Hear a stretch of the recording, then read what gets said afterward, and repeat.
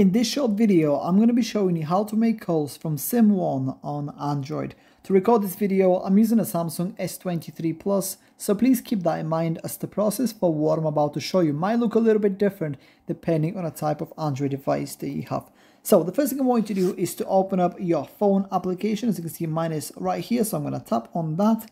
And as you can see right now, it doesn't say anywhere which SIM card my device is going to use if I dial up somebody's number. But if I just press one singular digit like 1, you'll see right at the bottom, right beneath the dial button, you'll see SIM1. Now, in order to change it to SIM2 or to SIM1 in this case, what you can do is basically tap on this button and it will alternate between the different SIM cards that you have on your Android device. Now, if this particular setting doesn't show the way it's showing on my phone, what you can do alternatively is scroll down from the top of your screen and scroll down once again, and right above the brightness slider, you'll see calls, messages, and mobile data. Now, what you want to pay attention to is calls. So if you just tap on that, I can basically alternate between the two and choose SIM1. If this doesn't work for you, the last thing that you can do in order to make calls from SIM1 on your Android device is go to your settings, then click on connections, which should be near the top, and then look for SIM manager. In my case, it's right in the middle here. I'm going to tap on that.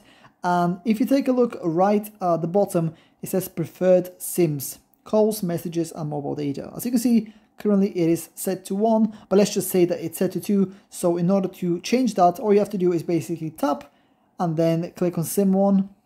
And just like that, all outgoing calls will use SIM1 by default. And yeah, that's pretty much it. That's how to make calls using SIM1 on Android. If you have any questions, please let me know down in the comments below, and I'll do my best to help you out.